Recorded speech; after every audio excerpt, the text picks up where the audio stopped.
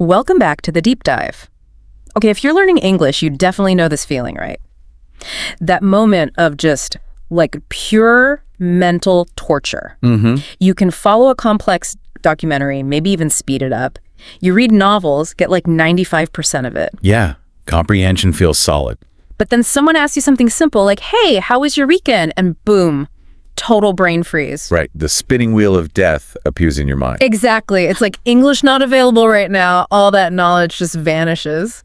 It's the classic language learner problem. You have all this passive knowledge stored away, the grammar rules, the vocabulary. Tons of it. But actually using it, pulling it out under pressure, turning that knowledge into, active speaking power, that feels like a whole different challenge. And that brain freeze, that specific gap is what we're diving into today. We've looked at a bunch of strategies, especially from unlocking the English voice, tips for active speaking. Good stuff in there. Yeah, and our mission here is to pull out 8 really practical, powerful techniques to help you bridge that exact gap between knowing and doing. And look, if you're understanding us talking right now, you're honestly most of the way there. That's a really important point. Seriously, the knowledge is in there. We're just here to give you the tools, maybe like a tactical map, to get you across that finish line. Okay, let's get into it. Where do we start? Well, the first step, maybe surprisingly, isn't about learning more words. It's about a fundamental shift inside your head, how you process the language itself. Right, the first big one. And maybe the hardest habit to break. Stop translating.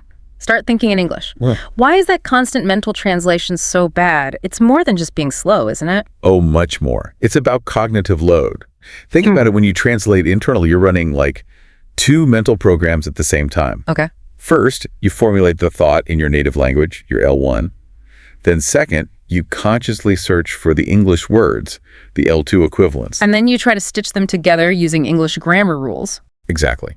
But often applying L2 grammar onto an L1 sentence structure. Yeah, and that's where it gets awkward, right? Because the way English structures a thought might be totally different from, say, Spanish or Mandarin. Precisely. So the sentence might be technically understandable, maybe, but it sounds off, unnatural, clunky. And you've wasted all this mental energy and time doing the translation. And probably missed your chance to actually say it in the conversation. So what's the active fix? The source recommends something pretty direct. Yeah, it's about starting to live in English, even in small ways. The key is narrating your daily life. Out loud. Out loud, even if you're alone, feels a bit weird. Might feel weird at first, but it works. So instead of thinking in your language thought, time to make coffee, then translating. You just say, I'm making coffee. Or I'm washing my face. Where did I put my keys? You force your brain to connect the action, the concept, directly to the English phrase. Skipping the L1 middleman. Exactly. You're building direct neural pathways. English word to idea. Do that consistently. And that mental bottleneck starts to dissolve. Okay, that makes sense. Building direct connections. And that kind of leads into the next mental shift, doesn't it?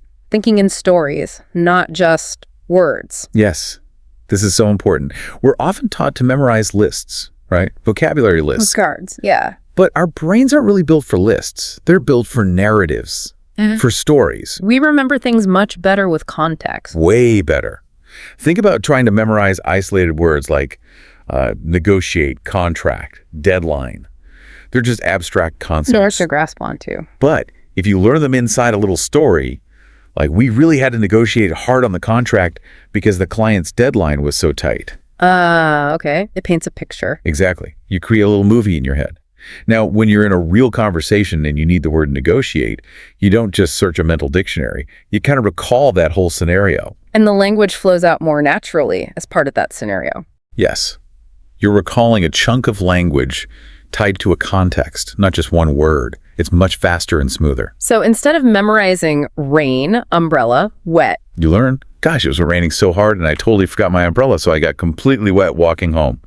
That whole sequence becomes a single memory unit. That provides like a ready-made structure for when you need to talk about rain or forgetting something. Much easier than building it from scratch under pressure. Definitely. It's about context and connection, not just isolated data points. Okay, so we've adjusted the internal processing. Now, what about the actual physical act of speaking?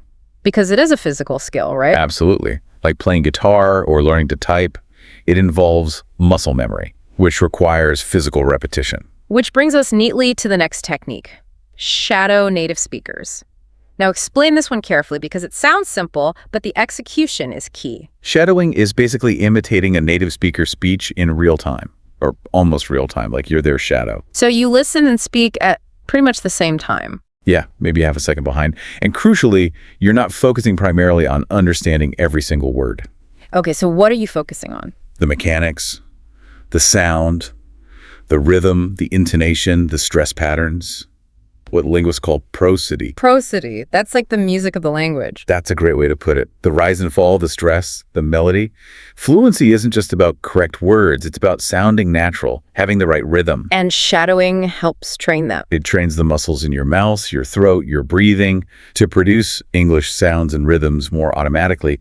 It builds that physical muscle memory. The source really emphasizes using material you actually like, right? Don't just grab some dry audio file. Please don't. Find a podcast you enjoy, a YouTuber you like, maybe a specific scene from a movie. Like you mentioned Tony Stark being sarcastic. Yeah. Something with character. Try to mimic not just the words, but the attitude, the cadence. It makes practice less of a chore and more, well, fun. Okay, and there's a crucial step people often miss. Yes, recording yourself. Record your shadowing attempt. Then listen back, comparing it to the original speaker. Ooh, I can see how that would be revealing. And maybe a little painful. It can be, but it's incredibly effective. You'll immediately hear where your rhythm is slightly off or where your pronunciation differs. It's like having a coach point out the tiny details. That feedback loop is gold. Okay, quick question though. What if I pick someone with a really strong regional accent, or maybe someone who mumbles a bit? Could I pick up bad habits? That's a very valid concern. You do need to be a bit selective with your shadowing models, especially at first. So who should you aim for? Aim for clarity. Professional voice actors, clear news presenters, maybe standard educational materials. You want to build a solid foundation in generally understood English sounds and rhythms before you start trying to mimic, say, a very specific dialect or someone's personal quirks. Got it. Build the core skills first. Okay, so that physical practice, shadowing, leads us to another really practical technique. Using speaking islands. Yes, speaking islands. Love this concept. These are basically pre-prepared phrases or chunks of English that you memorize absolutely perfectly. So they become automatic. Totally automatic. They act like safe harbors or islands in the potentially rough seas of a conversation. They're like conversational scaffolding. Give me some examples. What kind of phrases are we talking about? Things like, that's a really interesting question. Or, well, from my perspective. Or maybe, let me think about that for a second. Or even agreement phrases like, oh, I totally agree. Or disagreement like, I see what you mean, but I kind of see it differently. Exactly. They're like conversational shortcuts. And here's the clever part. While you're fluently saying one of these memorized island phrases, which might take, 3 or 4 seconds, what's happening in your brain. It's buying you time. It's buying you precious processing time. Your mouth is moving. You sound fluent and confident, but your brain gets a tiny breather to figure out what complex, original thought you want to say next. It lowers the pressure, especially at the start of your turn to speak. You launch smoothly. Right. You start strong, which builds confidence for the rest of what you need to say. Takes the panic out of formulating that very first word. Okay, these techniques are great thinking in English, shadowing, speaking islands. But none of it works if you're still terrified of opening your mouth, right? Absolutely. We can give you the best tools, but the psychological barrier, that fear, can stop everything. Which leads us to the next point. Don't fear mistakes. Embrace them. Easier said than done sometimes, but crucial. That perfectionism thing is just deadly for fluency. It really is. If you're waiting until you can speak perfectly with flawless grammar and zero accent, well, you'll be waiting forever. You'll never speak. You have to reframe mistakes. A mistake isn't failure. It's evidence. It's proof that you're trying, pushing your boundaries, actually learning. Think about how little kids learn their first language. Exactly. They make constant mistakes. They say good instead of went. They mix up words. Do they stop talking? No way. They just keep going. They keep communicating. And eventually, through exposure and interaction, their brain figures it out. The goal, remember, is communication. It's connection. It's not about winning a grammar prize. I had this experience learning Spanish. Tried to say a dish was spicy, accidentally used the word for poisonous. Mortifying. But, the person corrected me, we laughed, connection wasn't broken, and I never made that mistake again. learning happened because of the mistake. That's a perfect illustration. Native speakers usually prioritize understanding you. We use shortcuts ourselves. We say gonna, wanna. We make slips of the tongue. Focus on getting your message across clearly enough. If they understand you, you've succeeded, period. Okay, so embrace the mistakes. But you can't make mistakes if you don't actually talk. Which leads to the consistency point. Speak out loud every single day. Yes, speaking is a muscle, truly. And like any muscle. It needs regular exercise. Yeah. You wouldn't go to the gym once a month for 6 hours. You'd get injured and exhausted. Right. Better to do a little bit often. Same with language. 5 or 10 minutes of active speaking every day is far more effective than one big session once a week. Consistency builds the strength, the endurance, the automaticity. But what if you live alone or you feel really awkward talking to yourself? That's a real hurdle for people. It is. It feels unnatural at first. But the sources suggest specific solo speaking techniques. We mentioned narrating your actions. Making coffee. Right. But go beyond that.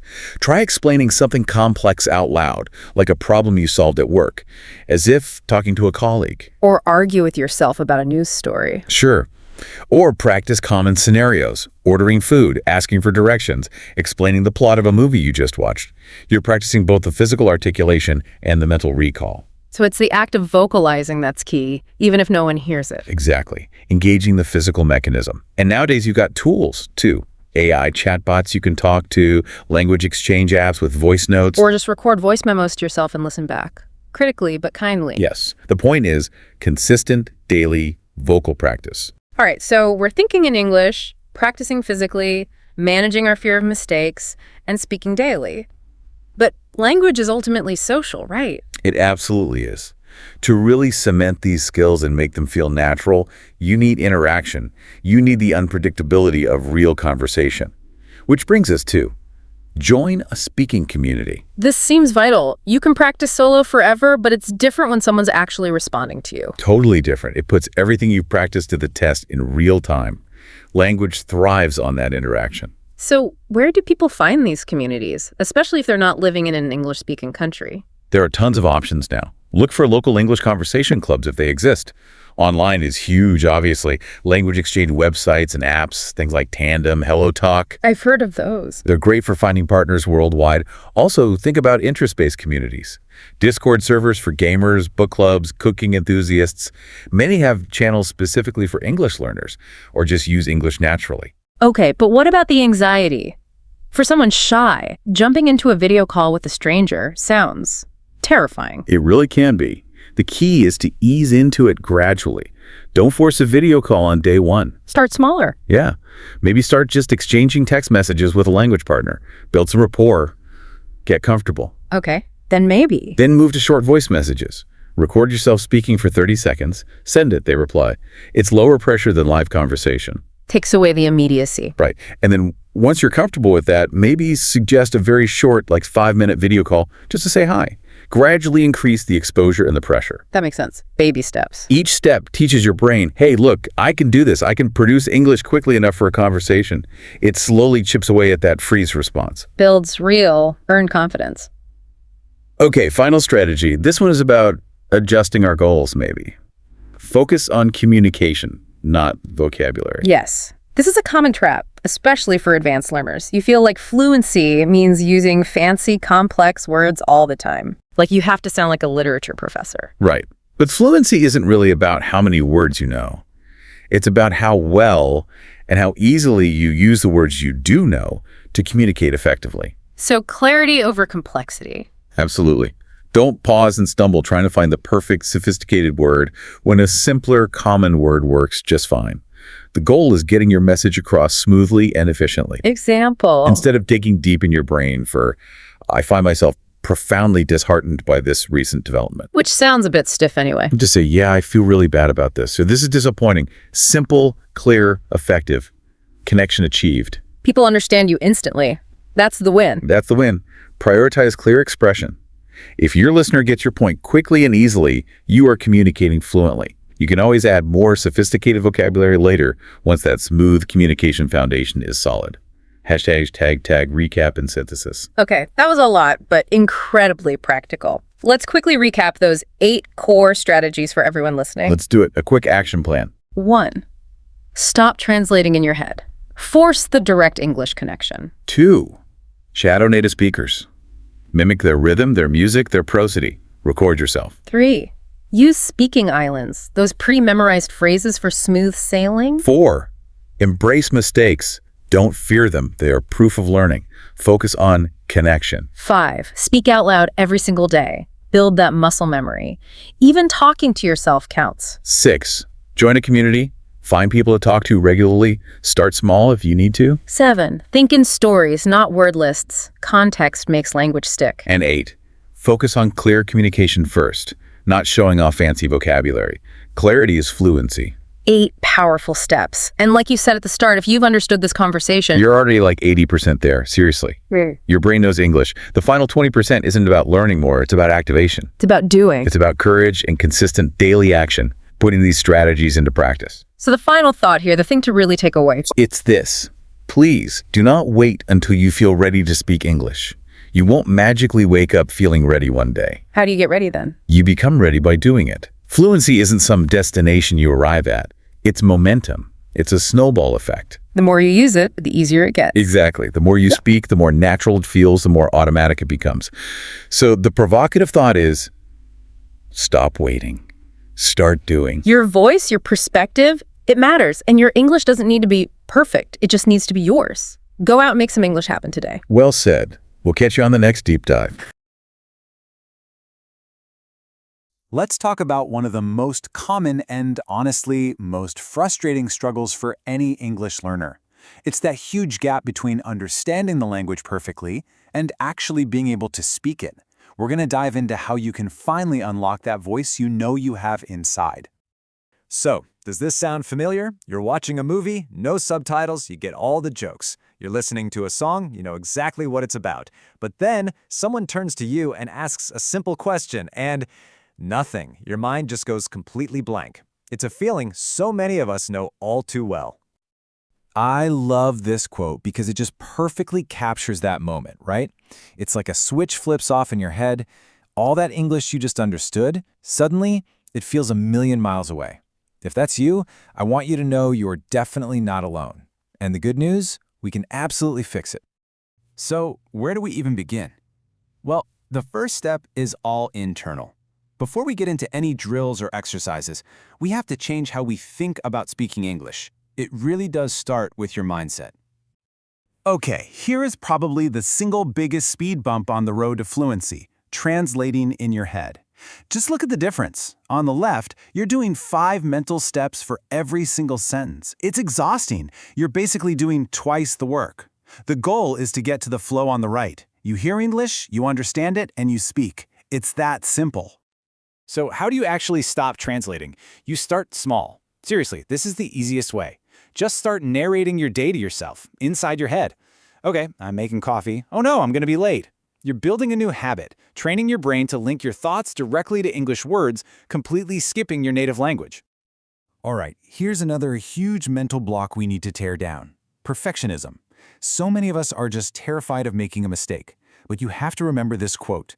That need to be perfect, it's actually the enemy of your progress. It's what keeps you silent. And here's the thing you have to realize. When you're talking to someone, they're not grading your grammar. They just want to connect with you. They want to understand your ideas. You've got to reframe how you see mistakes. A mistake isn't a failure.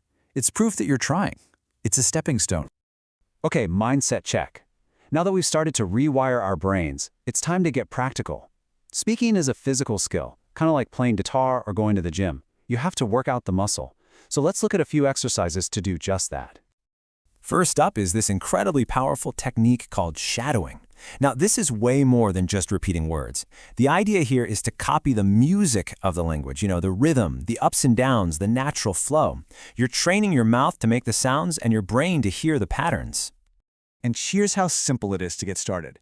Just pick a short clip of something you actually enjoy, a movie scene, a bit from a podcast, whatever. Listen to a line and then immediately say it out loud. But listen, the real magic happens in steps 3 and 4. When you record yourself and then compare it to the original, that's when you have that aha moment and really start to fine-tune your sound. All right, next up, let's talk about a cool little trick called speaking islands. Think of these as little safety nets for your brain. Instead of trying to build every single sentence from scratch, you have these ready-to-go phrases that help you start talking, fill a pause, and just sound more confident. And here are some perfect examples. When someone asks you a tough question, you don't have to panic. You just jump to one of your islands. Saying that's a good question gives your brain a few precious seconds to think, all while you sound totally natural and engaged. They're like little spots of safety in the big ocean of conversation. And all of this really comes down to one thing: consistency. You wouldn't go to the gym once a month and expect to see results, right? Well, language is exactly the same. Your ability to speak is a muscle, and you've got to use it every single day to keep it strong. Seriously? It's all about consistency, not how long you practice. Just 5 minutes a day of actually speaking out loud is so much more powerful than cramming for an hour once a week. Talk to yourself, describe what you're doing, pretend you're in an interview, whatever it is, just make the sounds. Okay, for this last section, let's zoom out for a second and remember why we're doing all this. The goal isn't just to pass a test or sound like a robot. It's about something way more important. A lot of us get caught in this trap of thinking we need a massive vocabulary to be fluent, but that's just not true. This quote nails it. Fluency is not a numbers game. It's about how well you can communicate with the words you already have. So please, let go of that pressure to sound super academic or use big, fancy words. The real goal is so much simpler. Did the other person understand you? If the answer is yes, then you succeeded. Communicating a clear idea with simple words is always, always better than stumbling over complex ones. And here's something that should really motivate you. Get this. If you can understand English well enough to follow everything I'm saying right now, you are already 80% of the way there. I mean it. The knowledge is in your brain. All we're doing now is building that final bridge from your brain to your mouth. And this might be the single most important thing to remember. There is no magical day when you'll wake up and just feel ready to speak. It doesn't work like that. You don't wait for confidence to appear. You build confidence by speaking, especially when it feels a little scary. You become ready by doing it. So let's end with this thought. The goal isn't a perfect accent. It's not flawless grammar.